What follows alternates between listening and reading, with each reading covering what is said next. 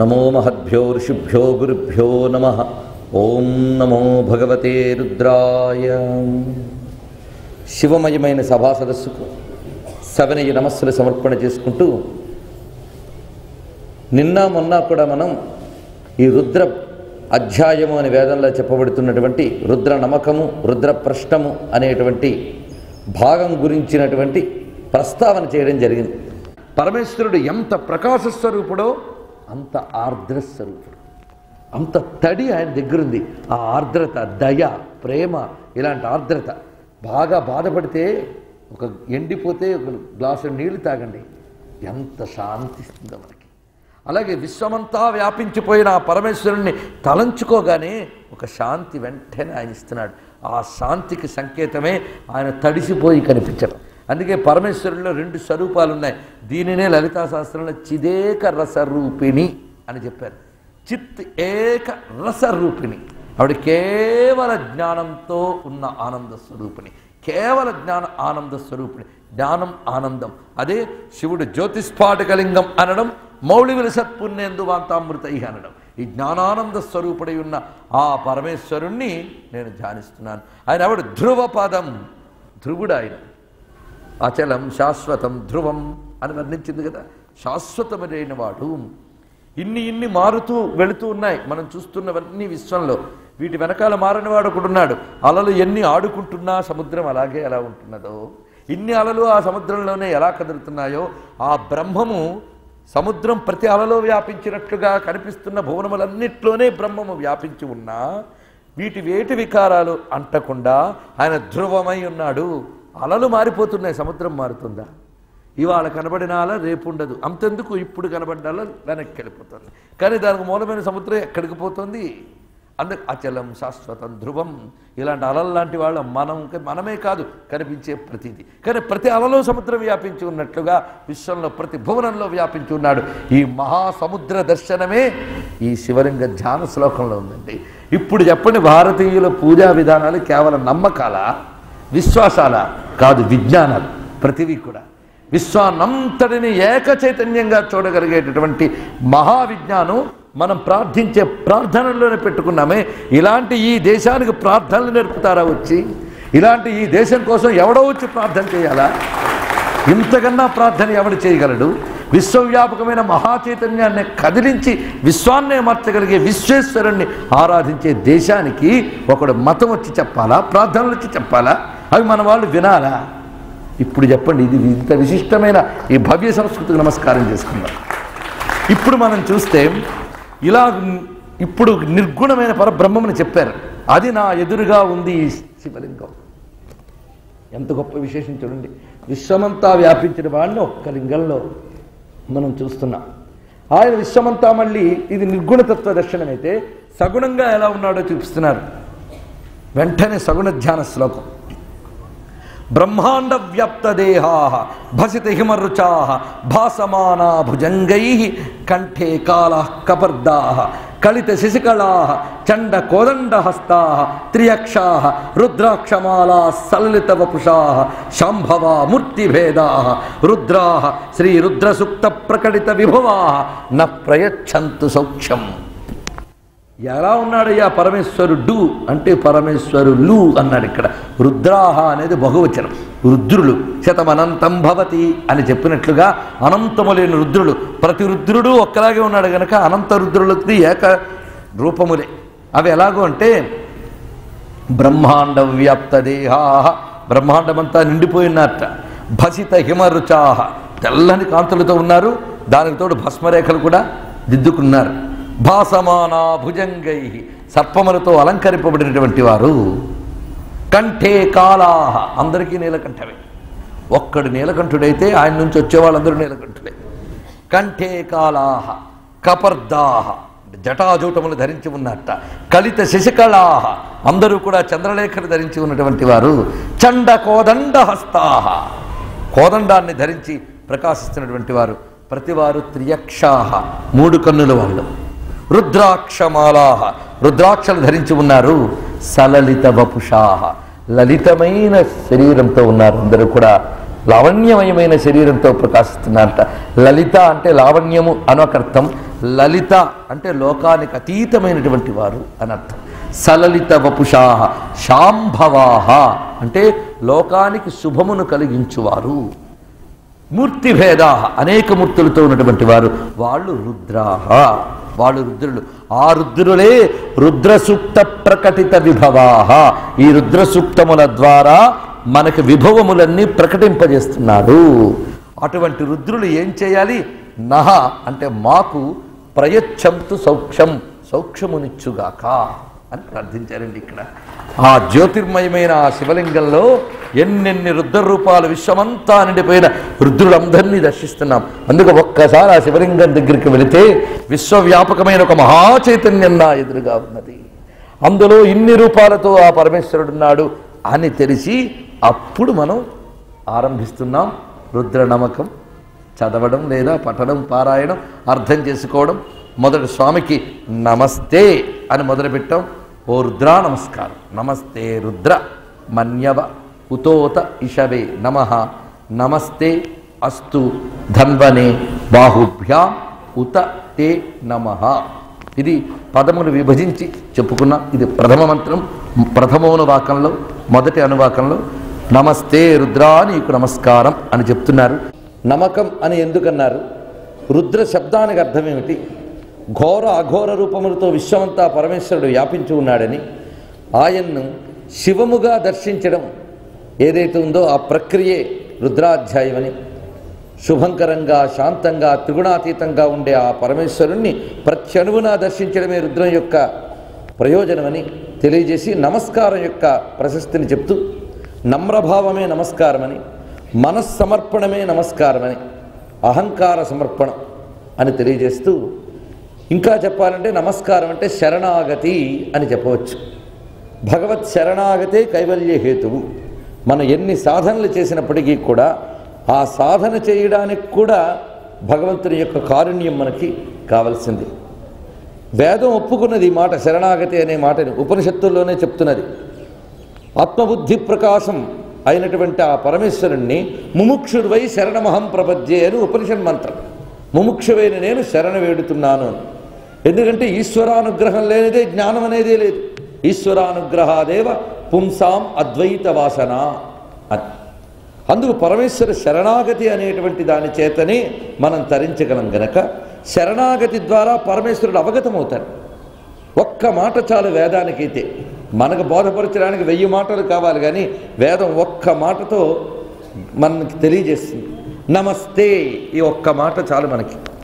దానితోనే ప్రారంభమవుతోంది ఈ మంత్రం. నమస్తే రుద్ర మన్యవ ఉతోత ఇషవే నమః. ఇక్కడ విశేషం రుద్ర అని సంబోధిస్తున్నారు. ఇది వినే ముందు ఒక చిన్న విన్నపం ఏమిటి అంటే, రుద్రం అనేది వేదమంత్రం. వేదమంత్రం అన్నప్పుడు స్వరం చాలా ప్రధానం. కేవలం శబ్దం మాత్రమే కాదు, స్వరం కూడా చాలా ప్రధానం. అయితే ఇక్కడ నేను చెప్పేటప్పుడు మాత్రం స్వరాన్ని నేను చెప్పడం లేదు. కేవలం ఆ మంత్రంలో ఉన్నటువంటి శబ్దాలను ఒక శ్లోకము మాదిరిగా చెప్తున్నాను.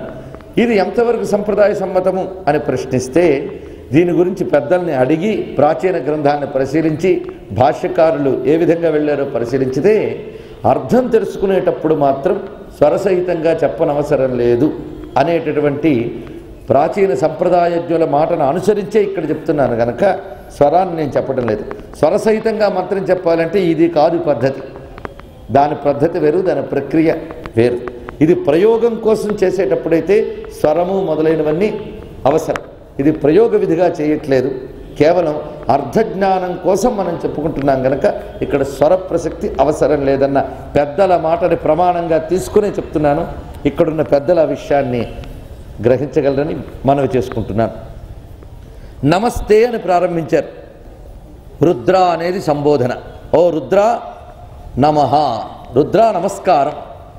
మనం రుద్ర నమస్కారం అన్నాం, కానీ వేదం నమస్కారం రుద్ర అన్నది. అది విశేషం. నమస్కారం ముందు చెప్పింది, ముందు శరణాగతి. శరణాగతిలో ఎవరికి శరణాగతి? రుద్ర నీకు. నీ యొక్క మన్యవే నమః, నీ కోపానికి నమస్కారం అన్నదండి. గొప్ప విశేషం చూడండి. తే మన్యవే నమః, హే రుద్ర, ఓ రుద్ర నీ కోపానికి నమస్కారం. ఆ తర్వాత దేనికి నమస్కారం? ఉత అంటే మరియు, ఇంకా అని అర్థం. నీ కోపానికి నమస్కారం. ఇషవే నమః, ఇషువు అంటే బాణం, నీ బాణానికి నమస్కారం. అటు తర్వాత నీ ధనస్సునికి నమస్కారం, నీ చేతులకు నమస్కారం. ఎంత చక్కటి క్రమం ఉందో ఇందులో మీరు చూడండి. వేదం కన్నా గొప్ప కవిత్వం ఎవరూ ఇవ్వలేరు. వేదానికే కవిహి కావ్యం అనే మాట వేదమంత్రాలకు సిద్ధమైన మాట. అది తర్వాత మనం లోకంలోకి దించుకున్నాం. కానీ కవి కావ్యం అనే మాట వేదానికి తప్ప ఇంక దేనికి వర్తించదు. లోకంలో రచయితలు ఉండొచ్చు, కానీ కవి మాత్రం వేదమే. వేదవేద్యుడైన పరమేశ్వరుడే కవి. ఆ ద్రష్టత్వం అనేటువంటిది వేదమంత్రానికి ఉంది కనుక వేదమంత్రాలకి కవులు అని పేరు.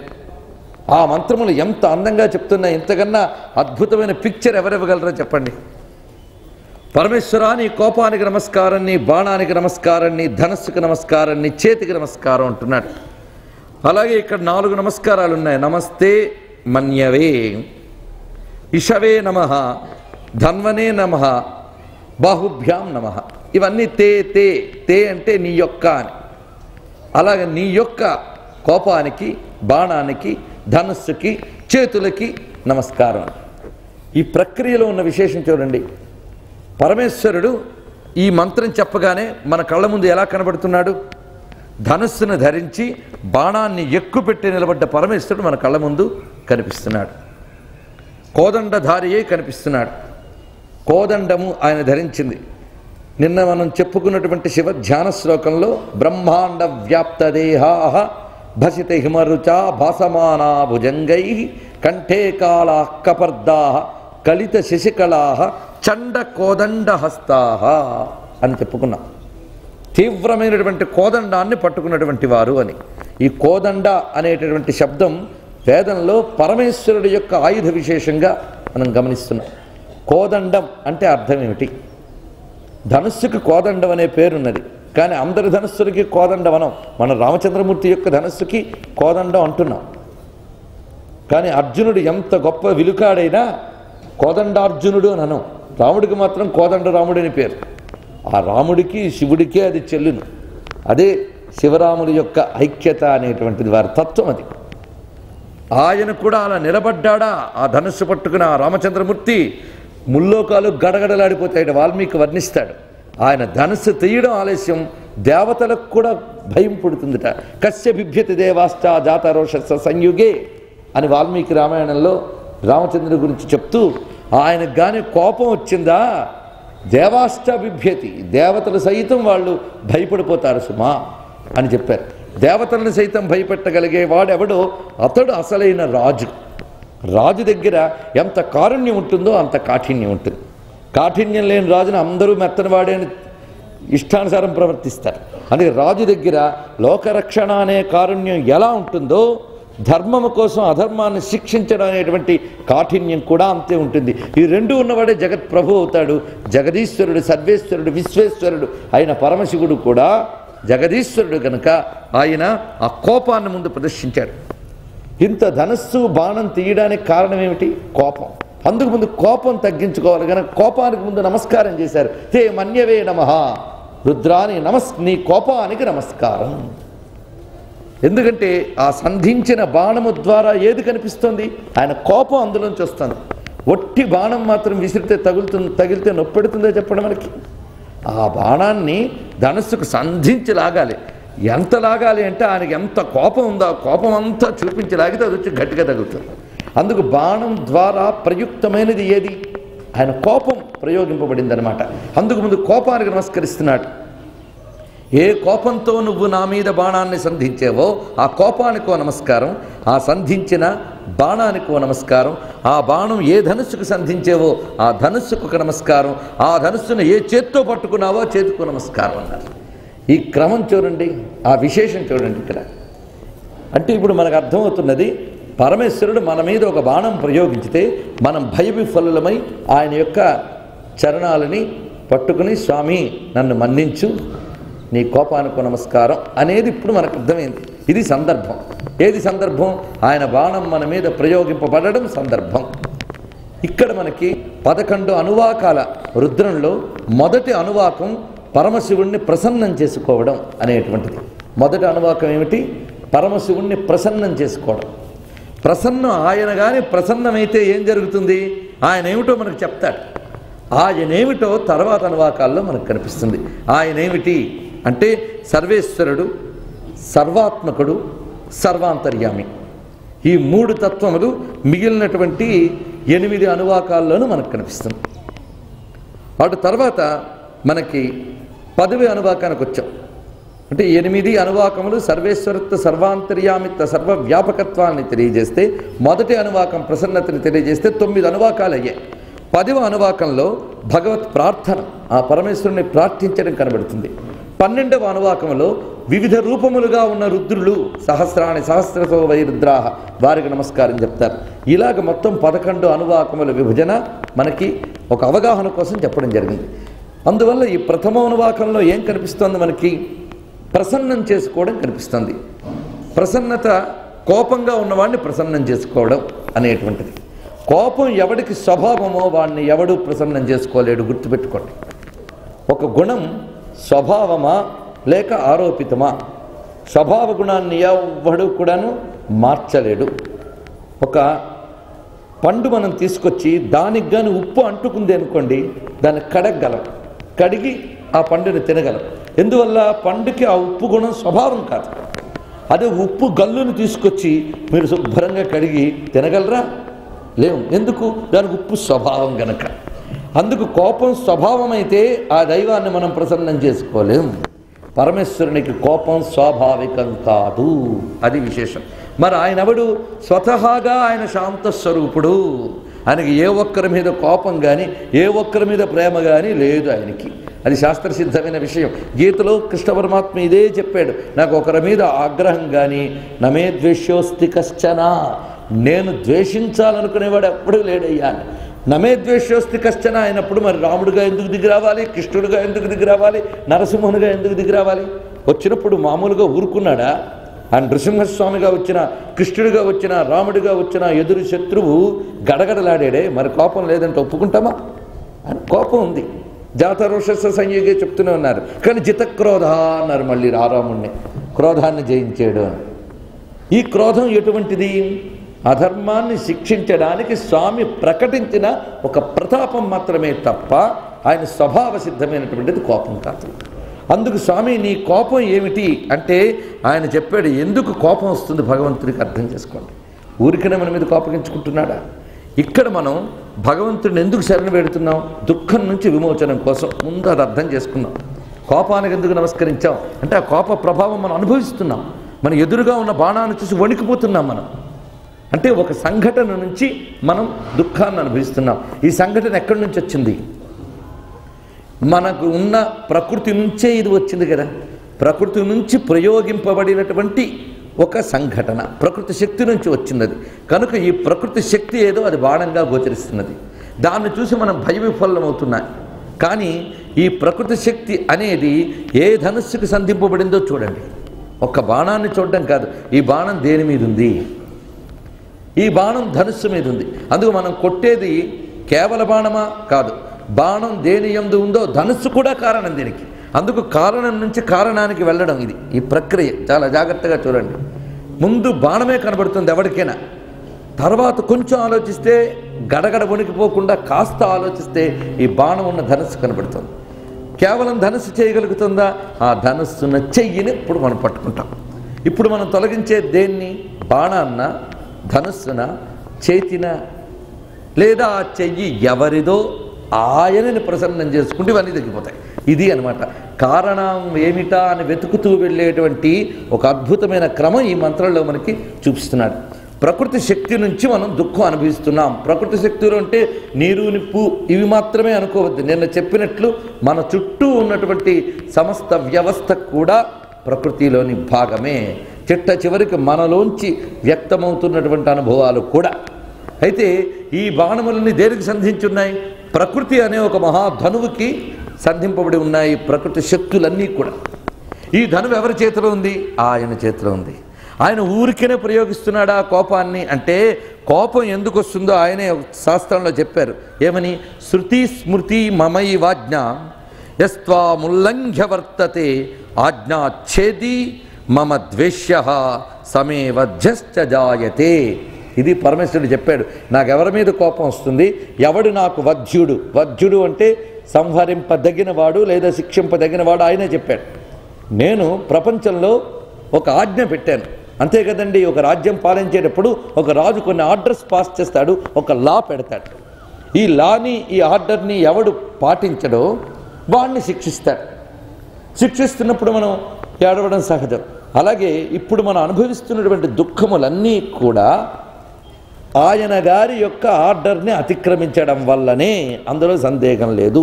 ఊరికినే జగత్ప్రభువు ఎవరిని శిక్షించడు. ఏం పాపం చేశామండి అన్నామే, అది నిజమే. సృష్టిలో కూడా ఎవడైనా దుఃఖం పడుతుంటే అయ్యో పాపం అంటాం, సహజంగా అంటాం. దానివల్లే అనుభవిస్తున్నాడ్రా అని చెప్పడమే. అదొకటి ఉంది మనకి. పాపం అంటే ఏమిటి? నా ఆజ్ఞారూపములైనటువంటి శృతులు స్మృతులు ఏవైతే ఉన్నాయో వాటిని ఉల్లంఘ్య, అతిక్రమించి ఎవడు వర్తతే, ప్రవర్తిస్తున్నాడో వాడు ఆజ్ఞాచ్ఛేది, నా ఆజ్ఞను అతిక్రమించినటువంటి వాడు, వాడిని నేను శిక్షించి తీరుతాను. తప్పదు కదండి, జగదీశ్వరుడు ప్రభువు గనక ఆయన బాధ్యత. అందుకే మనకు అమ్మవారి నామాల్లో ఇదే రహస్యం కనబడుతుంది. నిజాజ్ఞారూప నిగమ పుణ్య ఫలప్రద. ఇది ఒకటే అర్థం. అమ్మవారు ఏం చేశారు? నిజ ఆజ్ఞారూప నిగమ. నిగమ అంటే వేదములు, వేదాలను ఆధారం చేసుకున్న ధర్మశాస్త్రములు. ఇవన్నీ ఏమిటి? అమ్మవారి యొక్క, నిజ అంటే తన యొక్క, అమ్మవారి యొక్క ఆజ్ఞారూపములు. ఎవరైతే దీన్ని అనుసరిస్తారో వారికి పుణ్యం, ఎవరైతే దీన్ని అతిక్రమిస్తారో వారికి అపుణ్యం. ఇద్దరికీ రెండు ఫలాలు ఇవ్వడానికి ఆవిడే సిద్ధం. అందుకే పుణ్య ఫలప్రద. పుణ్యము అపుణ్యము రెండు ఆసక్తే ఇస్తుంది ఆ పరమేశ్వరుడే. ఇక్కడ అందుకు నా మీద నీకు కోపం వచ్చిందయ్యా, నేను చేసిన తప్పుకి గాను నువ్వు నా ఎడల నీ యొక్క శక్తిని ప్రకటించి బాధింపజేస్తున్నావు. ఎందుకంటే బాధ పెట్టాలన్నా దానికో శక్తి ఉండాలని నిన్ననే చెప్పుకున్నాం. బాధించే ముళ్ళొచ్చి గుచ్చుకుంది, నొప్పి పెట్టింది. కనుక ముళ్ళుకి గుచ్చే శక్తి ఎవడిచ్చాడు? పరమేశ్వరుడే ఇచ్చాడు. సూదికి గుచ్చే శక్తి ఎవడిచ్చాడు? పరమేశ్వరుడు ఇచ్చాడు. సూదికి గుచ్చే శక్తి లేకపోతే అది వస్త్రాన్ని ఎలా కుట్టగలదు? అది మనకు గుచ్చకూడదని చూసుకుంటాం, కానీ దానికి ఆ శక్తి సహజ శక్తి. అది మన దాకా వచ్చిందంటే సూదికి చర్మానికి ఒక యోగం ఉందన్నమాట. అది వచ్చి గుచ్చే పనేదో మనం ముందే చేసాం. అది ఏమిటి అంటే ఈశ్వరాజ్ఞా ఉల్లంఘనము. దానివల్లే ఈ దుఃఖం అనేది కలిగింది. ఈ దుఃఖ శక్తిని ప్రకటించింది నీ కోపం. అది తెలుసుకున్నానయ్యా. ఆ కోపాన్ని నువ్వు ఏ శక్తితో ఇస్తున్నావో అవి నీ శక్తి లేకపోతే ఇవి పనిచేయవు. ఒట్టి బాణం వెళ్ళేమీ చేయలేదు, నువ్వు ప్రయోగించకపోతే దానికి ఎక్కడ శక్తి వచ్చింది? అందుకే ఈ ప్రకృతి రూప ధనువుకి, అందులోంచి వచ్చే ప్రకృతి రూప శక్తులకి కూడా ప్రయోగం చేసినటువంటి నీ చేతులున్నాయే, ఆ చేతుల్ని ప్రేరేపించినవి నీ కోపమే. అందుకు స్వామి ముందు అక్కడ నమస్కరించి ఈ ఆర్డర్ ఇలా తెచ్చి బాహుభ్యాముతతే నమః అన్నాడు. చిట్ట చివరికి ఏం కనబడ్డాయి? స్వామి చేతులు కనబడ్డాయి. ఈ ప్రకృతిని, ఈ ప్రకృతి నుంచి వచ్చే శక్తుల్ని అతిక్రమించి ఉన్నటువంటి వాడిని చూసాం ఇప్పుడు మనం. అందుకు మన చుట్టూ ఉన్నటువంటి త్రిగుణాత్మకమైనటువంటి ఈ ప్రకృతి రూప ధనువు నుంచి వస్తున్న బాణ పరంపరల్ని చూసే మనం ఉండిపోయాం. కానీ ఈ బాణ పరంపరలు ఏ త్రిగుణాత్మక ప్రకృతిలో ఉన్నాయో ఆ ప్రకృతి ధనువని, దాన్ని ప్రయోగిస్తున్న వాడి శక్తి దీని నుంచి వస్తోందని ఆ చేతుల్ని మనం చూడాలి. ఇదే పరమకారణం అనంటే శివ పరమకారణం. ఇప్పుడు మన భౌతిక నాగరికత అంతా ఎంత దాకా ఎదిగింది అంటే బాణాలు ధనుసు దాకా ఎదిగింది. కానీ పట్టుకు ప్రయోగించేవాడిని చూడాలంటే భౌతిక విజ్ఞానం చాలదు. దీని నుంచి శక్తిని ప్రకటిస్తున్న ఆ పరమేశ్వరుని దర్శించడానికి ఏకైక సాధనం నమస్తే, శరణాగతి మాత్రమే. ఆ శరణాగతితోనే పరమ కారణాన్ని చూడగలం. అందుకే శివుడికి ఏం పేరు? నిన్ననే చెప్పుకున్నాం. రుద్దుఃఖం దుఃఖహేతుర్వా తద్రావయతిన ప్రభు రుద్ర ఇత్యుచ్యతే సద్భిః శివ పరమకారణం. పరమకారణం అంటే అల్టిమేట్ రీజన్ అన్నమాట. అంతకు మించిన కారణం మరొకటి లేదు. ఈ జగత్తులో అన్నిటికీ కారణుడు పరమేశ్వరుడు. అన్నిటికీ ఆయన పరమకారణుడు, కానీ ఆయన కారణాతీతుడు. ఆయన కారణాతీతుడు, అన్నిటికీ ఆయన కారణము అనే విషయాన్ని తెలుసుకుని శరణాగతి వేడాడు. అయితే వేడుకుంటే క్షమించేస్తాడా? తప్పకుండా క్షమిస్తాడు. ఎందుకంటే కోపం స్వభావం కాదు గనక. త్రికరణ శుద్ధిగా శరణ వేడి నమస్తే అంటే తప్పక అనుగ్రహిస్తాడు పరమేశ్వరుడు. అయితే ఈ మంత్రాన్ని మనం అర్థం చేసుకుంటే ఒకటి మనకు స్ఫురిస్తుంది. ఏదో బాధల్లో ఉన్నప్పుడు పరమేశ్వరుని శరణ వేడి ఆయన ప్రసన్నం చేసుకోవడం ఇందులో కనిపిస్తుంది. మామూలుగా ఉన్నప్పుడు మనకి చాలు. కానీ బ్రహ్మజ్ఞానులము అనుకుని భ్రమపడేవారు ఈ కోపం తగ్గించుకోవడం, ఈ ఆనందాలు ఇవేవీ కాదు. మనకు బ్రహ్మజ్ఞానం కావాలి అనంటే బ్రహ్మజ్ఞానం కావాలి అని ఒకటి అనుకుంటున్నావు కదా, అంటే అది లేదని కదా అర్థం. అది లేకపోవడం అనేది ఒక దుఃఖమే కదా. ఆ దుఃఖం నుంచి విమోచనం కలగాలి అంటే ఈ దుఃఖం రావడానికి కారణం ఒక పాపమే కదా. ఆ పాపం తొలగాలన్నమాట. ఆ పాపం తొలగాలన్నా ఈశ్వరుని శరణ వేడాలి. అందుకే దుఃఖం యొక్క నిర్వచనం ఎవడికి వాడు పెట్టుకోవాల్సిందే. నిన్న చెప్పుకున్నాం ఈ విషయాన్ని. అందుకే చాక్లెట్ దొరకలేదన్న దుఃఖం పిల్లవాడిది. అయ్యో నాకు రావాల్సిన లక్షలు రాలేదే అనే పెద్దవాడి దుఃఖం వాడిది. వాడి దుఃఖం వీడికి చాలా చిన్నది, వీడి దుఃఖం వాడికి ఇంకా చిన్నది. ఎవడి దుఃఖం వాడికి పెద్దది. అందుకే పీత కష్టాలు పీతవన్నారు. ఎవడి దుఃఖం వాడికే. కనుక గొప్పగా దుఃఖపడ్డం కూడా గొప్ప సంస్కారం ఉండాలి. ఈ సంసార సముద్రం నుంచి నేను ఎప్పుడు బయటపడతాను అని ఏడవగలగాలి. ఆ ఏడుపు రావడం చాలా గొప్ప విషయం. ఆ ఏడుపు ఎవరికైనా వస్తుందా? ఎవరైనా చెప్తే సంసారంట, సముద్రంట, బయటపడ్డంట అని మనం అంటాం. ఎందుకంటే అందులో మునుగున్నామని కూడా తెలియదు.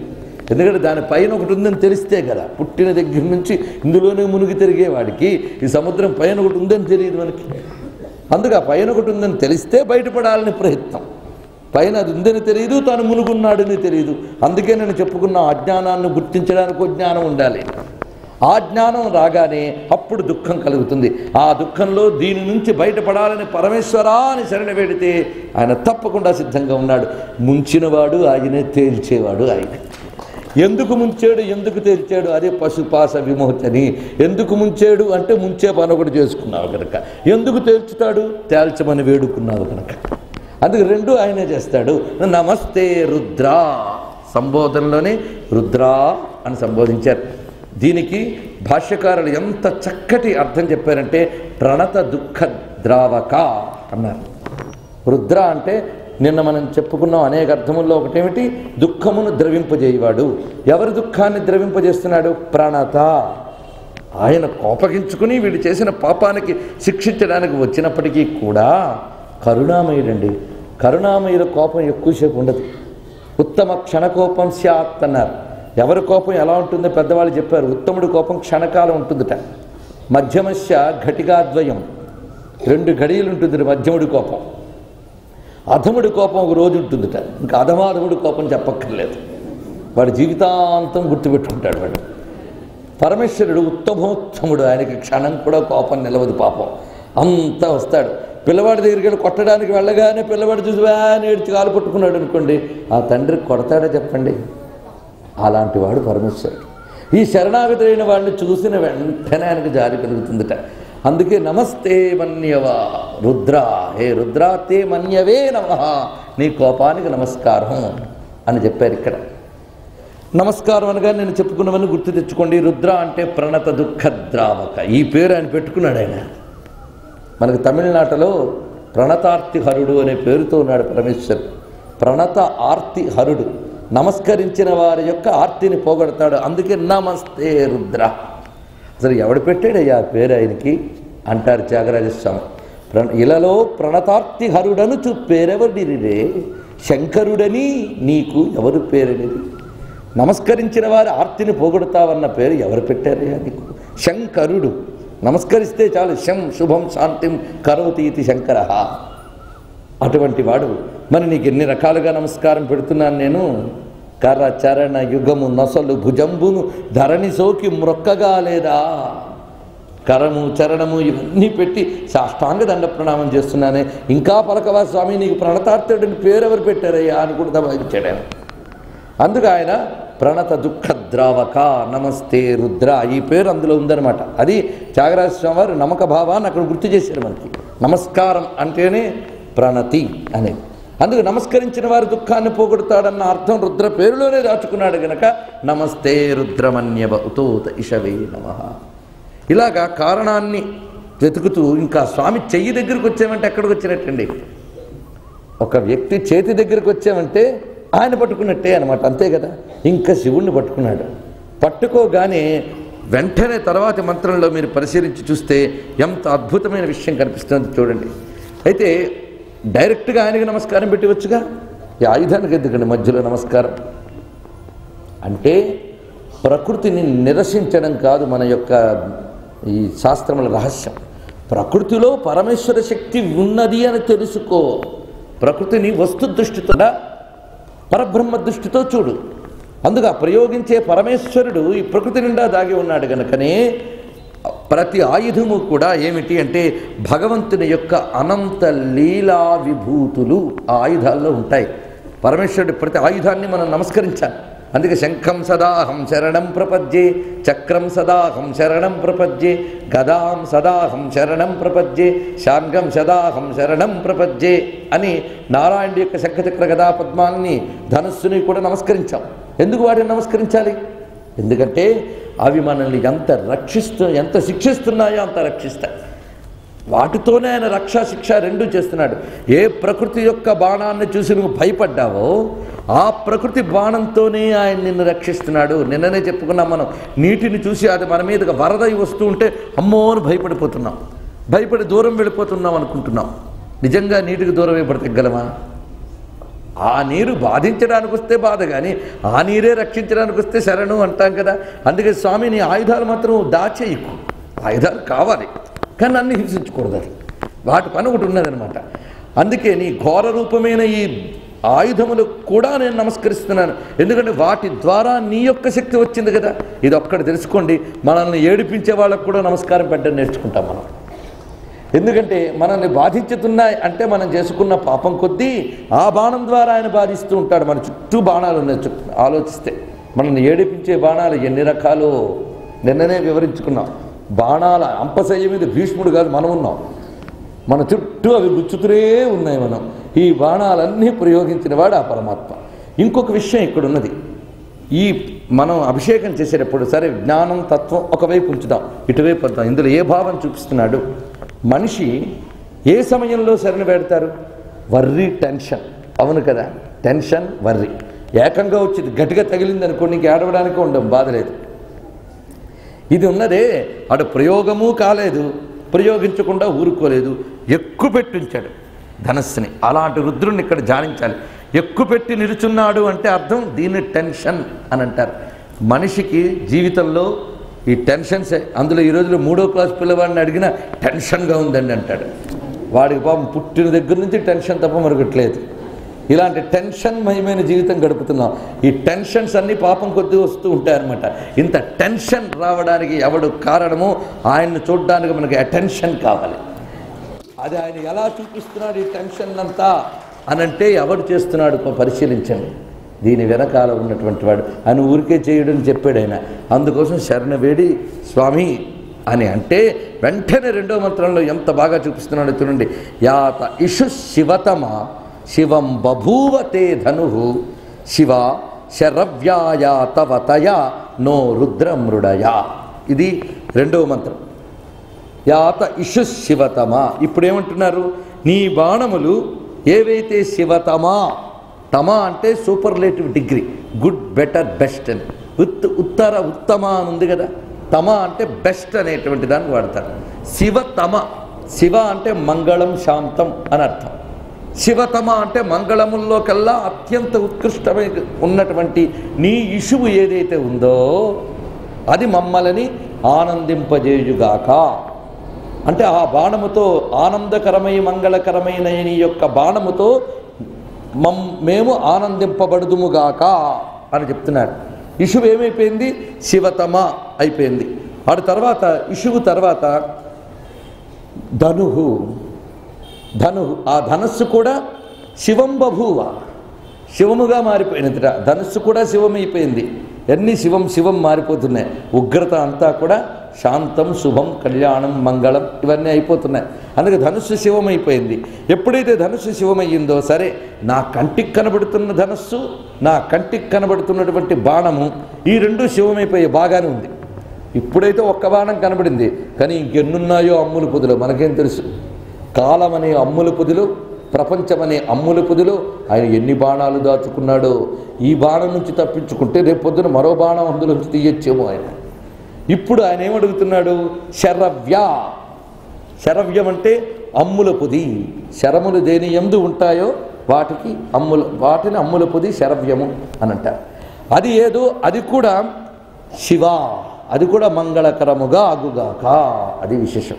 అంటే బాణాలు, ధనస్సు ఈ రెండు శాంతమైపోయాయి. ఇప్పుడు అమ్ముల పొదిలో ఉన్నవి కూడా శాంతమైపోయాట. అంటే రేపు పొద్దున్న వచ్చేవి కూడా నాకు శుభంగానే ఉండాలి, ఇప్పటిదాకే కాదు భవిష్యత్తులో కూడా నాకు ఎటువంటి వేదన రాకూడదు అనడం. అందుకే ఈ మంత్రములు మనకు అన్ని వేదనలు పోగొట్టగలవు, ఎందుకంటే ఇందులో ఇంత చక్కటి భావం ఉంది కనుక. ఇక్కడ మరొక కొంచెం మానసికంగా మీరు గమనించండి. మొదట నమస్కరించినప్పుడు ఏమంటున్నారు?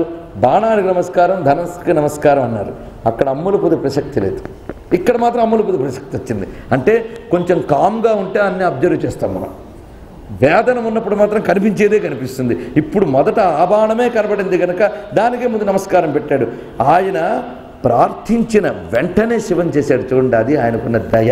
అందుకే రెండో మంత్రంలోనే శివ అయిపోయాను నేను, అవన్నీ ప్రసన్నమైపోయాక ఆయన అమ్ముల పొది కూడా కనబడ్డాయి. ప్రసన్నమైపోయాయి కదా అని చతికిరపడి కూర్చొని అమ్మయ్య అనుకుందామంటే అమ్ముల పొది కనబడిందే, అమ్మ వద్దు బాబు అమ్ముల పొది కూడా శాంతిగా ఉంచు అనడం.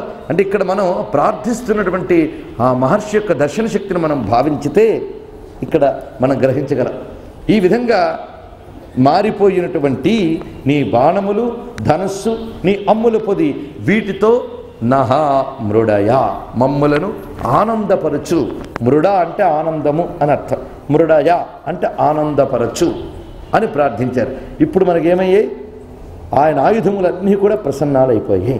పరమేశ్వరుడి ఒక్కొక్క ఆయుధం కూడా చాలా దివ్యములైనటువంటి ఆయుధములు. పినాకం ఆయన యొక్క ధనుస్సు, అలాగనే శూలపాణి, వివిధములైన ఆయుధాలతో ఖట్వాంగము మొదలైనవి ధరించి ఉంటాడు. అనంతహస్తుడు, దశభుజుడు, చతుర్భుజుడు అన్నీ పరమేశ్వరుడే. వీటన్నిటి ద్వారా ఆయన ప్రయోగించే ఆయుధాలన్నీ కూడా వివిధములైన శక్తులకు సంకేతాలు. ఇవన్నీ కూడా దాచిపెట్టిమనట్లేదు, చూడండి ఇక్కడ. ఇవన్నీ వదిలేసాయి అనట్లేదు, ఇవన్నీ ఉంచు, నాకు శుభంగా పరిణమించాలి అంటే ఈ ప్రకృతిలో ఆయన ప్రయోగించే సర్వరూప శక్తులు కూడా శుభమగుగాక. ఈ బాణాలు, ఈ ధనుస్సు లేకపోతే ఈ ప్రపంచం లేదండి. అందుకు అవన్నీ కూడా శాంతముగా ఉండాలి అని ఇక్కడ అడిగి, ఇప్పుడు ఈ మంత్రంలో మనకి కేవలం ఆయన యొక్క ఆయుధములను మాత్రమే వర్ణించారు. అటు తర్వాత ఏం చూపిస్తున్నారంటే, యాతే రుద్ర శివాతనూ అఘోర అపాపకాశిని తయా నః తనువ శంతమయ గిరిశంత అభిచాకసీహి. ఇది శబ్ద విభజన. పరమేశ్వర, ఇప్పుడు ఇందులో మీకు ఎక్కడా కూడాను స్వామి యొక్క ఆయుధముల వర్ణన లేదు. ఆయుధాలు వదిలేశాం అంటే వర్ణించడం వదిలేశాం, దాని గురించి దృష్టే లేదు. ఇప్పుడు ఆయుధములపై దృష్టే లేదు, ఆయుధాలు ప్రసన్నములైపోయాయి. ఇప్పుడు ఆయుధాలు ఎవడువో ఆయన్ని మాత్రం వదలం మనం. ఆయనే అన్ని చోట్ల కనిపించాలి అని అడుగుతున్నారు ఇక్కడ. ఎలా కనిపించాలి అంటే శివాతను, అది ఓ రుద్ర నీ తనువు, తనువు అంటే రూపం, నీ తనువు శివ, అత్యంత శుభకరము, మంగళము, ప్రసన్నము, శాంతము అయిన నీ తనువు. అంతకుముందు ఉగ్రంగా కనిపించిన స్వామి మూడో మంత్రంకి వచ్చేటప్పటికే ప్రసన్న తనువు అయిపోయిందిట. అది ఎలా ఉన్నది? అఘోరా. అఘోర తత్వం గురించి మనం చెప్పుకున్నాం కదా. ఘోరము కానిది అఘోరం అంటే ఏమాత్రము బాధాకర లక్షణం లేనిది, పూర్ణంగా ప్రసన్నమైనటువంటి ఆ స్వరూపం అది. శివ, అఘోర, అపాపకాశిని, మూడు లక్షణాలు చెప్తున్నారు ఇక్కడ స్వామి యొక్క ఆ తనువుకి. ఒకటి శివ. శివ అంటే అత్యంత నిర్మలమైనది, శుద్ధమైనది, శుభంకరమైనది, శాంతమైనది, క్షేమంకరమైనది అయినటువంటి తనువు. ఇది ఎలాంటిది? అఘోర, ఏమాత్రము బాధించే లక్షణము లేనటువంటిది. ఇది అపాపకాశిని, ఇది విశేషం. పాపమును ప్రకటించేటటువంటిది దేహములు వేరు, అవన్నీ మనం చూస్తున్నవి. అపాపకాశిని, ఎటువంటి పాపాదుల యొక్క స్పర్శ లేనటువంటిది, పాపస్పర్శ లేనిది అంటే అజ్ఞానము యొక్క స్పర్శ లేనిది. అజ్ఞానం అనేటువంటిది ఏమాత్రము లేదు, పూర్ణ జ్ఞానమయ స్వరూపము పరమేశ్వరుడు. అది చెప్పడం. అపాపకాశిని అంటే పూర్ణ జ్ఞానమయమైన స్వరూపము. కాశిని అనే మాట ఇక్కడ ఉంది, చూడండి మీరు. కాశీ అనే మాట, కాశిని అనే మాట, కాశము అనే మాట, ప్రకాశము అనే మాట ఒకటే అర్థం, వెలుగుతో కూడినది అని అర్థం. అపాపకాశిని అంటే జ్ఞాన ప్రకాశముతో కూడినది, అంటే వెలిగించేది ఏదో అది ప్రకాశం. పరమేశ్వర స్వరూపం స్వయం ప్రకాశం, సర్వతో ప్రకాశం, సర్వప్రకాశకం అయినటువంటి లక్షణంతో కూడినది. అది తనంత తాను వెలుగుతోంది, ఎవడో వెలిగించక్కర్లేదు. అక్కడ జ్యోతి ఎలా ఉంది, వెలుగుతోందంటే టార్చ్ లైట్ పెట్టి చూపిస్తామా జ్యోతిని? అలాగే పరమేశ్వరుడు విశ్వాన్నంతటినీ వెలిగిస్తున్నాడు, కానీ ఆయన వెలిగించేది ఇది లేదు, ఆయన స్వయం ప్రకాశకుడు. అందుకే నత్ర సూర్యోభాతి నచంద్రతారకం అని ఉపనిషత్తు చెప్తున్న విషయం అదే. సూర్యచంద్రాదులకు కూడా అతీతమై వారందరికీ వెలిగిచ్చేటువంటిది అదే. యద్గత్వాన నివర్తంతే తద్ధామ పరమం మమ అని గీతలో పరమాత్మ చెప్పినటువంటి విశేషం అది. ఇలా ఉన్నటువంటి న శశాంకో నపావకః అని వివరించారు కదా గీతలో. అలా ఉన్నటువంటి అపాపకాశిని, కేవలము జ్ఞానమును మాత్రమే, అపాపము అంటే జ్ఞానము, ఆ జ్ఞానమును కాశిని ప్రకాశింపజేసేటువంటిది నీ శరీరం. శివ అనగానే ప్రసన్నత, ఆనందం కనిపించింది. అది ఇక్కడికి వచ్చేటప్పటికి అపాపకాశిని అని జ్ఞానము అంటే పరమేశ్వర స్వరూప లక్షణం ఏమిటి? జ్ఞానానంద విగ్రహము. అది ఆ జ్ఞానం ఎలాంటిది? ఇలా వచ్చి అలా పోయేది కాదు, ఎందుకంటే ఎప్పుడూ ఉన్నది. అందుకే ఆ జ్ఞానానికి లక్షణం సదానందం, సచ్చిదానంద విగ్రహుడు అని దీని యొక్క అర్థం. అందుకే అఘోర అపాపకాశిని శివాతను ఏది ఉన్నదో అది ఎంత దివ్యమై మంగళమై ఉన్నది అంటే, సరే ఈ శరీరం బాగుంది స్వామి, మరొకటి ఏదైనా గొప్ప శివంకరమైన శరీరం కనిపిస్తే బాగుంటుందేమో అనడానికి లేదుట.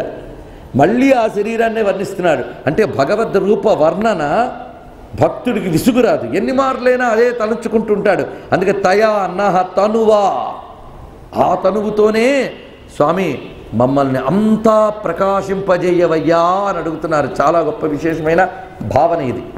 ఏ శరీరంతో జ్ఞానానందమయమైన విగ్రహంతో కనిపించేవో ఆ మంగళకరమైన తనువుతో మమ్మలను ప్రకాశింపజేయు. ప్రకాశం నీదే కాదు, మాకు ప్రకాశాన్ని అందజేయు. ఎలాగా? అభితః చాకసీహి, ఇది విశేషం. అభిచాకసీహి అనేది చాలా గొప్ప మాట ఇక్కడ ఈ వైదిక శబ్దంలో. అభితః అంటే అన్ని వైపులా, అన్ని విధములా. చాకసీహి అన్నప్పుడు కూడా కాశ శబ్దం ఇక్కడ మీరు చూడవచ్చు. దానివల్ల సర్వత్రా కూడా మాకు ప్రకాశమును కలిగించు అంటే అర్థం ఏమిటి? అంటే మనం అంధీభూతమై ఉండిపోయాం, వెలుగును గుర్తించలేని లక్షణంలో ఉన్నాం, మనలో ఉన్న స్వయం ప్రకాశక శక్తిని గుర్తించలేకపోతున్నాం. ఇది సర్వత ప్రకాశమైనటువంటి గొప్ప వస్తువు ఒకటి ఉంది మన దగ్గర ఉన్నది, అది సర్వత్రా ప్రకాశించేటువంటి వస్తువు, దానిని నేను తెలుసుకోగలగాలి అనేటువంటి. యస్మిన్ విజ్ఞానే సర్వమిదం విజ్ఞాతం, ఏది తెలిస్తే అంతా తెలుస్తోందో అదే బ్రహ్మజ్ఞానం అని చెప్పారు కదా. ఆ అంతా తెలియడం అనేది అభిచాకసీహి అనే మాటతో చూపిస్తున్నాడు. సర్వత్రా అదే భాషించుట. ఏది భాషించుట? ఏది కనిపించిందో ఇక్కడ అపాపకాశినే నిర్మలమైన జ్ఞానానందమయమైన స్వరూపం అదే సర్వత్రా మాకు గోచరించుగాక. అంతేకాదు అందులోని వాళ్ళమే మేము కూడా తెలిసిపోతే మేము అలా ప్రకాశించే వాళ్ళమే కదా. అందుకే అభిచాకసీహి, మమ్మలను అలా ప్రకాశింపయ్యు అంటే సర్వత్రా ప్రకాశము గలవారినిగా చెయ్యుము అని అంటున్నాడు. మనకి స్వయం ప్రకాశకత్వం ఉంది, సర్వత ప్రకాశకత్వ లక్షణం ఉంది, మనలో ఈశ్వరత్వం ఉంది. అది మనం గుర్తించకపోవడమే వెలుగు లేకపోవడం. దీని ముందు దీపం మీద పెట్టిన పెంకులాగా అజ్ఞానం అనే పెంకు ఒకటి పేరుకుపోయింది. అది కానీ పోయిందా మనం కూడా సర్వత ప్రకాశకులం అయిపోయాం. సర్వత్రా వ్యాపించి ఉన్న పరమాత్మను ఎవడు తెలుసుకుంటున్నాడో వాడు అంతటా భాషించేవాడవుతున్నాడు. బ్రహ్మవిద్ బ్రహ్మైవ భవతి అని ఉపనిషత్తు చెప్పిన విషయం ఇదే. అందుకే రుద్రం ఉపనిషత్తును ఎందుకన్నారో ఇప్పుడు అర్థమైంది కదా. దీనినే ఆత్మబుద్ధి ప్రకాశకం అని ఉపనిషత్తు మరొక చోట తెలియజేసింది, స్వాత్మ ప్రకాశం అని. ఎప్పుడైతే పరమేశ్వరుడు తన జ్ఞానమయమైన ఆనందమయమైన విగ్రహంతో కనబడ్డాడో మనకున్నటువంటి అజ్ఞానావస్థలన్నీ దాటిపోయే. అందుకే ఆయుధాలు వర్ణించి ఆయన రూపం దగ్గరకు వచ్చి కూర్చున్నాడు. అంటే ఆవరణలన్నీ అతిక్రమించి ఆవరణాతీతంగా నిరావరణ స్వరూపుడైన పరమేశ్వరుణ్ణి గ్రహించిన తర్వాత ఇంకా వీడికి మాత్రం ఆవరణలు ఏముంటాయి? అందుకు ఆ స్వరూపాన్ని మించిన శుభం లేదు గనక తయానస్తనువ శంతమయ. ఇదొక అందమైన మాట అండి. ఈ మంత్రంలో రెండు అందమైన మాటలు, అభిచాకసీహి శంతనువ. అది శంతమయ, శం తమ, ఇది కూడా సూపర్లేటివ్ డిగ్రీ. శం అంటే శాంతం సుఖం. ఆ శాంతి అనే మాటలో కూడా శం ఉంది కదా, శమనము. అన్నీ తొలగిన తర్వాత కలిగే ఒక మహదానంద శాంత స్థితి ఏదో అది శం. ఆ శాంతంలో ఇది పోయింది ఇంకా కొంచెం ఉంది అని ఏం మిగల్లేదు, పోవాల్సినవన్నీ పోయాయి. అప్పుడు లభించే నిర్మల అఖండ ఆనందమే శం. దీనిని మించింది లేదు కనుకే శంతమయ అంటే పరమేశ్వరుడి స్వరూపం ఏమిటి? శంతమ స్వరూపం. అది విశేషం. పూర్ణ ఆనందం, పూర్ణ ప్రసన్నత, పూర్ణ శాంతమే పరమేశ్వరుడి యొక్క స్వభావ స్వరూపం, మరి మన్యవే లేదు. పూర్ణ ప్రశాంత స్థితిలో ఉన్న ఆ పరమేశ్వరుని యొక్క అఖండ సచ్చిదానంద ప్రశాంత శివ తనువు ఏదైతే ఉందో అదే నాకు సర్వత్రా కనబడుగాక. అది విశేషం. అన్ని చోట్ల కూడా నాకు ఆ ప్రసన్నమైన స్వరూపమే గోచరించాలి అనుకుంటే ఇంకా జగత్తులో అతనికి వేదన ఉంటుందా? ఆలోచించండి. ఇది గొప్ప దర్శనం, ఇది గొప్ప అనుభూతి. పరమేశ్వరుని యొక్క ప్రశాంత స్వరూపమే అన్ని చోట్ల గోచరించాలి అనేది ఈ మంత్రం యొక్క తాత్పర్యం. అంటే ఇందాక చెప్పినట్లు ప్రకృతిలో మనల్ని బాధించే వాటిలోనూ ఆనందింపజేసే వాటిలోనూ అన్నింటిలో కూడాను ఆ పరమాత్మ ప్రకాశం మనకు కనిపిస్తే సర్వం శాంతమయంగా ఉంటుంది. అందుకే మహాత్ములు మనం చూస్తున్న ప్రపంచాన్నే చూస్తారు, మనం చూస్తున్న జీవితాన్ని చూస్తున్నప్పటికీ వారి శాంతావస్థలో ఉండడానికి కారణం వారికి ప్రతి అణువునా కూడా శాంతమయ అయినటువంటి ఆ పరమేశ్వర స్వరూపమే గోచరిస్తుంది. వారికి సర్వత్రా కనిపించేది ఆ శాంతకరమైన పరమేశ్వర స్వరూపమే. అందుకే వారికి ప్రతి చోట శాంతి లభిస్తుంది. వారి దుఃఖాలకి వాటికి దిగుళ్ళకి లొంగట్లేదు. అందుకే కదా ప్రహ్లాదుడు అంత ఆనందంగా ఉన్నాడు, ఎంత కొడుతున్నా ఎంత తిడుతున్నా. ఎందుకంటే ఈ శాంతమయ అయినటువంటి ఆయనే గోచరిస్తున్నాడు ఆయనకి అన్ని చోట్ల. అందుకే నిత్య ప్రశాంతులు, వాళ్ళ ప్రశాంతత ఎప్పుడు చెదరదు. ఆ నిత్య ప్రశాంతత సర్వత ప్రశాంతత అనేటువంటిదే అభిచాకషి అనేటువంటి మాటలో ఉన్నటువంటి అర్థం. ఇది మనం బ్రహ్మ విద్య పరంగానో లేదా పరమేశ్వరుడు మనస్సుకు తగలగానే చాలు ఆ శాంతమైన ఆ స్వరూపాన్ని చూడగానే సర్వము ఆనందమయంగా శాంతంగా మనకు లభిస్తుంది అనేటువంటి భక్తి భావనతోనూ గ్రహించవచ్చు. ఇలా కాకుండా లౌకికంగా చూస్తే మనం పడుతున్న బాధలు ఏ ప్రకృతి శక్తుల ద్వారా పడుతున్నామో అవి పరమేశ్వర స్వరూపాలను తెలిసి శరణి వేడితే వెంటనే ఆయన దాన్ని శాంతింపజేసి తనదైన శాంత లక్షణాన్ని ఆయన దాని నుంచి మనకి ప్రసరించి ఆనందింపజేస్తున్నాడనే భౌతిక స్థాయి నిర్వచనం చెప్పుకుని తృప్తిపడ్డా పడచ్చు. మొత్తానికి పరమేశ్వరుడు తన యొక్క ప్రశాంతమైనటువంటి స్వరూపంతో మనల్ని అనుగ్రహిస్తున్నాడు. అంటే ఈశ్వర స్వరూపం ఎటువంటిది? ప్రకాశక స్వరూపము, సుఖప్రదాయక స్వరూపము. అందుకే శివ అభిచాకషి ఈ మాటలన్నీ కూడా ఉన్నాయే అపాపకాశిని, ఇవి జ్ఞానదాయకము, ఆనందదాయకము, మంగళదాయకము అని చెప్పడానికే 3 రకాల లక్షణాలు చెప్పాడు. అంటే ఈశ్వర స్వరూపాన్ని ఆశ్రయించడం వల్ల మనకు లభించేది ఈ 3. ఉప్పు వస్తువుని ఆశ్రయిస్తే ఉప్పు లభిస్తుంది, తీపి వస్తువుని ఆశ్రయిస్తే తీపి వస్తువు లభిస్తుంది, జ్ఞానానంద శుభస్వరూపుని ఆశ్రయిస్తే జ్ఞానానంద శుభములే లభిస్తాయి. అందుకు ప్రయోజనం ఏంటి? అభిచాకషి, అంతటా ఆయనను దర్శించడమే ప్రయోజనం అని చెప్పి ఇక్కడ గొప్ప సంబోధన చేశారు. గిరిశంత, గిరిశంత అంటే గిరియందు ఉండువాడు. గిరియందు ఉండి ఏం చేస్తున్నాడు? అక్కడ శంత సుఖమును ఇచ్చువాడు. గిరియందు ఉండి సుఖాన్ని ఇస్తూ ఉంటాడట పరమేశ్వరుడు అందరికీ. ఏ గిరియందు ఉన్నాడు? వెంటనే మనం స్థూలోపాసనలో ఇదేమీ తప్పులేదు, ఉపాసనా పరుడికి వెంటనే ఈశ్వరుని ధామం గుర్తొస్తుంది. అది కైలాసగిరి. కైలాసగిరి యందు ఉండి అక్కడ నుంచి సుఖాన్నంతటినీ ప్రసరిస్తున్నటువంటి వాడు ఆయన. అంటే గిరిశంత అని సంబోధించారు. ఓ గిరివాస, కైలాసగిరివాస. అలాగే ఆయన గారి శ్రీమతి గారు కూడా గిరిపుత్రే. అందుకు ఆయన గిరీశంత, కొండల యందు తిరిగేవాడు. ఆయన పేరు గిరీశుడు, గిరీశుడు అని. గిరియందున్నవాడు, కొండ యందున్నవాడు అంటే అర్థం ఎత్తైన స్థానమునందున్నవాడు అని భావన. దేనికి ఎత్తు? మనకంటే ఎత్తైనవాడు, సర్వోన్నతుడు అని చెప్పడం గిరియందున్నవాడు అంటే అర్థం. వెంటనే కొండగుట్ట దాని మీద కూర్చున్నాడు అని అనుకున్నా పర్వాలేదు, తప్పేం లేదు. మరికొంచెం పైకి వెళ్ళగలిగితే ఉన్నతుడు అని అర్థం. ఆ ఉన్నతత్వాన్ని అందుకోవడానికి మన యొక్క జ్ఞాన భూమికలు కూడా ఉన్నత స్థితికి చేరగలిగితే ఆయన అందుకోగలం. ఉన్నతమైన భూమికి అందేవాడే పరమేశ్వరుడు. అందుకు సర్వోన్నత స్థానములో, సర్వాతీత స్థానములో ఉన్నటువంటి వాడు. మీరు అలాగే ఉన్నతంగా ఉన్నవాడు అందరిని అనుగ్రహించగలడనేది మనం లోకంలో ఆలోచించినా తెలిసిపోతుంది. ఇక్కడ నేను ఉపమానానికి చెప్పే విషయం నిజానికి ఉపమానం కాదు, అదే శివస్వరూపం. అది కూడా త్వరలోనే చెప్తాను. ఏమిటి ఉపమానం అంటే మనందరికీ పైన ఉన్నతంగా ఒక ఆయన ఉన్నాడు. ఎవరు? సూర్యభగవానుడు. ఆయన సర్వోన్నతంగా అక్కడ ఉంటే ఆయన ప్రసరించుతున్న వెలుగు ఎలా ప్రసరిస్తుందో చూడండి. విశ్వమంతా పరచుకుని అందరినీ ఆనందింపజేస్తుంది ఆ ఉన్నతంగా గిరియందు ఉన్నటువంటి ఆయన యొక్క వెలుగు. విశ్వంలో అందరూ ఆనందిస్తున్నాం. ఇందరిని ఆనందింపజేయడానికి ఆయన ఉన్నతంగా ఉన్నాడు. అలాగే గిరీశంతా సర్వోన్నతుడైన స్వామి నువ్వు మమ్మల్ని అందరినీ ఆనందింపజేస్తున్నాడు గనకే అభిచాకసీహి అని అనగలిగారు. అన్ని వైపులా నీ వెలుగును మాకు చూపించు, వెలిగే వాళ్ళని చెయ్యు అనడం కూడా మనం సూర్యభగవాన్ని భావిస్తున్నట్లే. ఓ సూర్యభగవానుడా, అన్నిటా నీ వెలుగులు ప్రసరింపజేసి మమ్మల్ని వెలిగే వాళ్ళని చెయ్యు. అంతే కదండి, సూర్యుడే అనుగ్రహించకపోతే మనం వెలిగే వాళ్ళం అవుతామా? అవతల వాళ్ళకి కనిపించాం. అసలు మనం వెలిగే వాళ్ళం కావాలి, మన చుట్టూ ఉన్న వాళ్ళు వెలిగే వాళ్ళు కావాలి అంటే ఉన్నత భూమికలో ఉన్నటువంటి సూర్యభగవానుడు తన యొక్క అపాపకాశిని అఘోరా శివ అయిన కాంతుల్ని ప్రసరింపజేస్తూ కనిపిస్తేనే కదా మనం ఇలాగున్నాం. ఉదాహరణకు ఒక్క సూర్యుడి ద్వారా మనం తెలుసుకుంటున్నాం. మరి సూర్యులకు సూర్యుడైన పరమేశ్వరుడు సర్వోన్నతుడై విశ్వానికి అంతటికి వెలుగునందిస్తున్నటువంటి వాడు. ఇది ఇక్కడ భావన.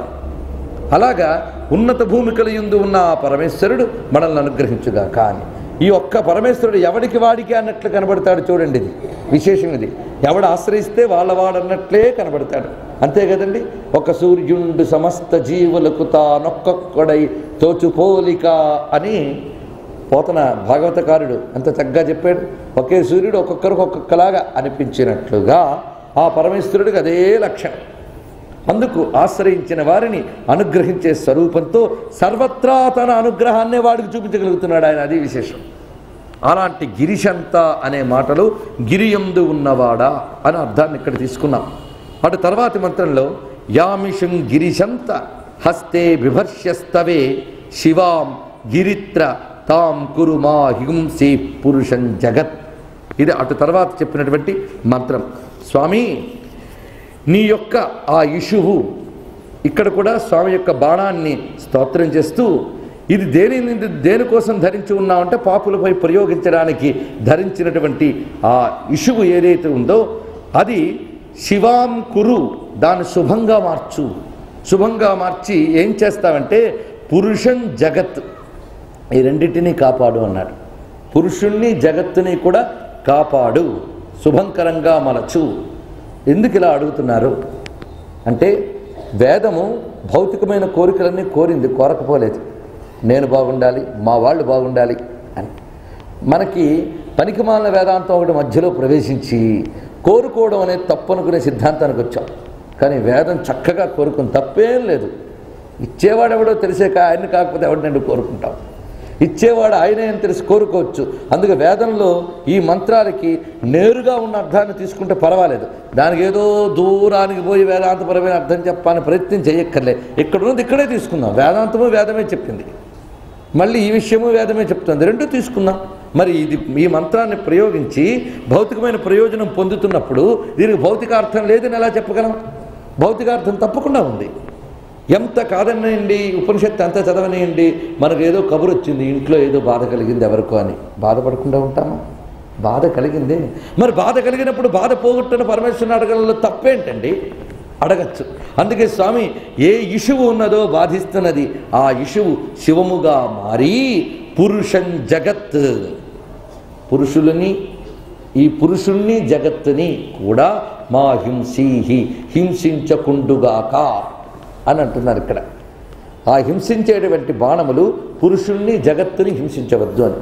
ప్రతి మనిషికి ఉన్నటువంటి రిలేషన్స్ ఈ రెండే, పురుషం జగత్.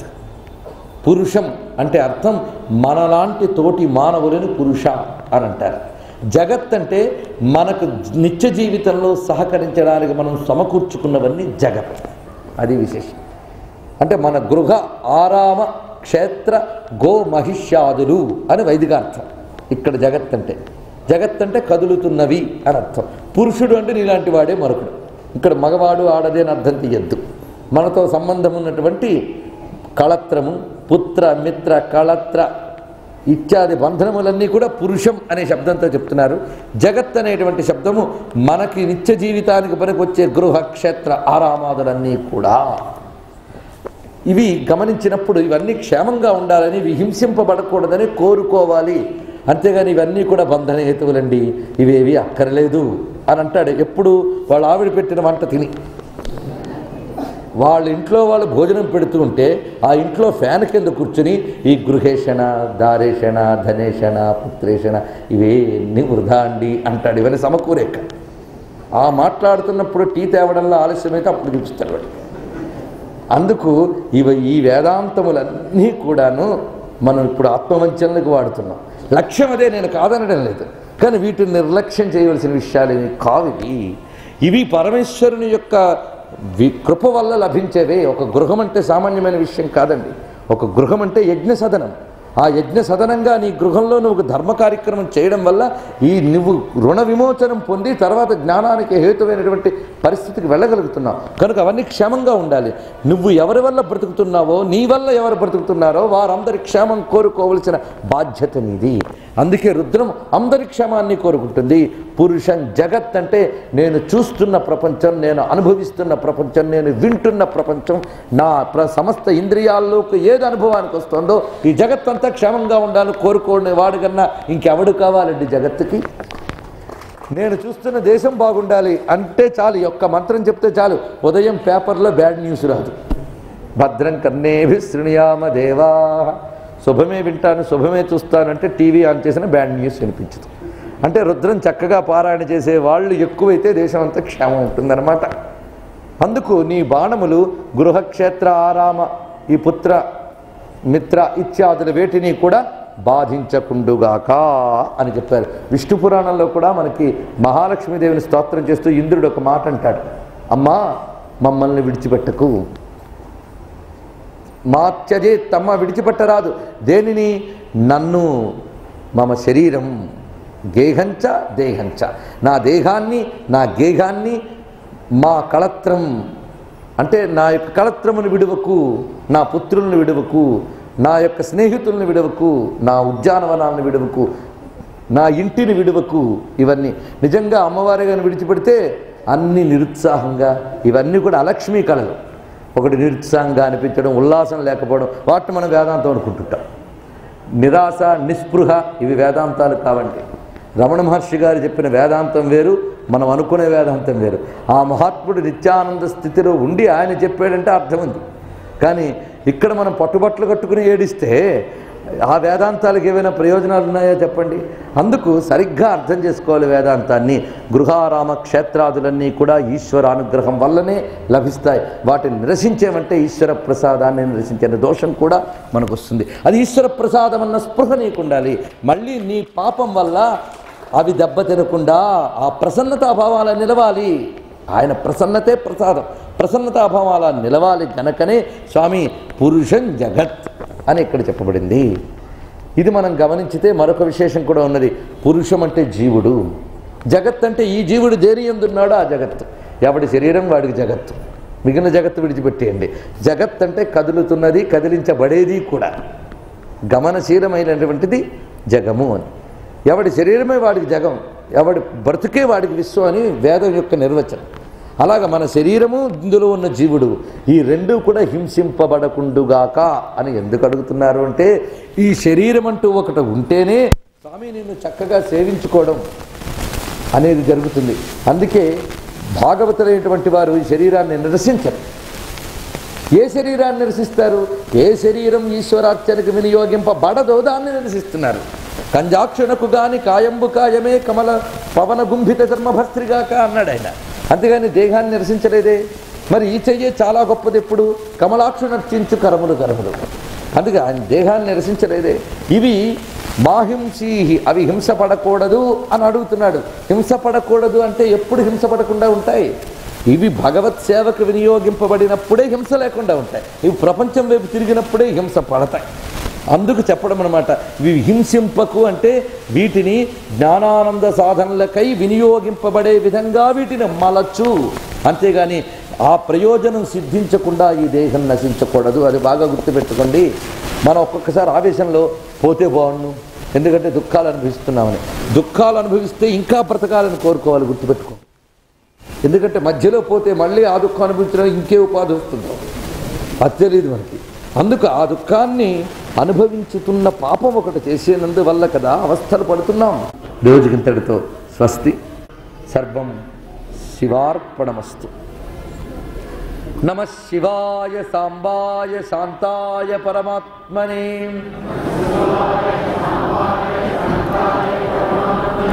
నమః శివాయ సాంబాయ శాంతాయ పరమాత్మనే. నమః శివాయ సాంబాయ శాంతాయ పరమాత్మనే.